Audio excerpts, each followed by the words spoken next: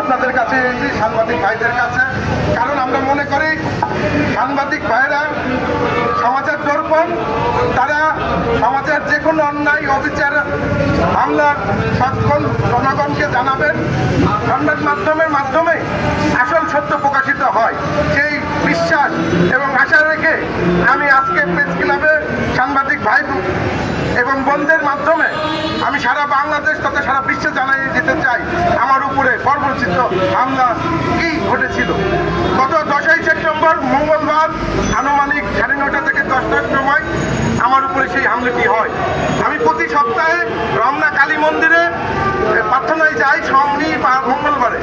তো সেই ধারাবাহিকতায় গত 10ই সেপ্টেম্বর মঙ্গলবার আমি সন্ধ্যার পরে রমনা কালী মন্দিরে যাই, কিন্তু আমি ভাবতে পারিনি একজন সন্ত্রাসী হামলাকারী আমাকে হত্যা করার উদ্দেশ্যে হামলা করার পরিকল্পনা ষড়যন্ত্র চেয়েছে। আমি একাই, আমি যেহেতু মন্দিরে ভক্ত হিসেবে একাই যাই, সেই একাই গিয়েছিলাম। তো সেইটাই সময় আমি যখন প্রার্থনা করে মায়ের মন্দিরে বসেছিলাম, মায়ের কাছে আরাধনা করতেছিলাম, তখনই এই হামলাকারীদের একজন জয় রাজবংশী আমাকে ডেকেছে, দাদা আপনার সাথে একটু কথা আছে। আমি বললাম যে তোমার কি কথা আছে তো বলো ভাই, আমি তো মন্দিরে মায়ের সামনে আছি, এখানেই বলো। না দাদা আসেন একটু বাইরে আছেন। আমি বললাম না আমি এখানে আছি, বলেন। পরে প্রদীপকান্তি দিয়ে আপনাকে ডাকতেছে, আমি বলতে তাকে আসতে বলো।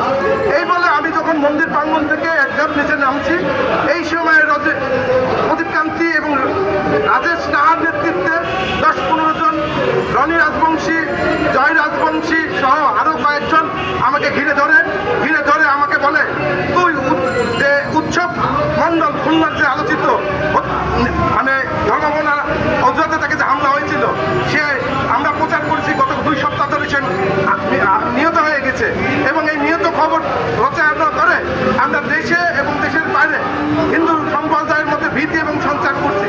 আর তুই গত 9 তারিখে তাকে যে জীবিত আছে তার সাথে গোবিন্দরে নিয়ে সাক্ষাৎ করে তুই এটা প্রকাশ করেছে যে হিন্দু এই উৎসব মন্ডল বেঁচে আছে। তুই আমাদের পরিকল্পনা নচ্ছাদ করেছিস।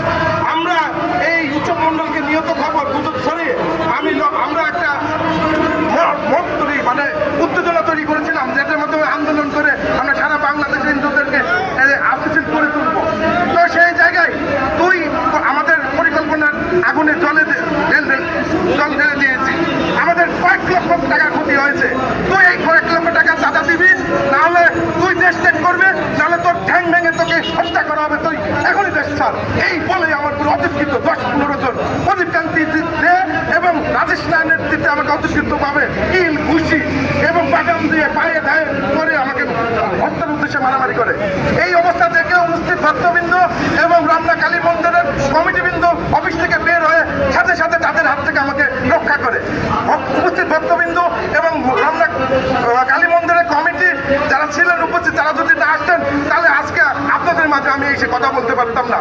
আমাকে মাথায়, পিঠে, পায়ে, পিছনে, বুকে অনবরতভাবে কিল ঘুষি লাথি এবং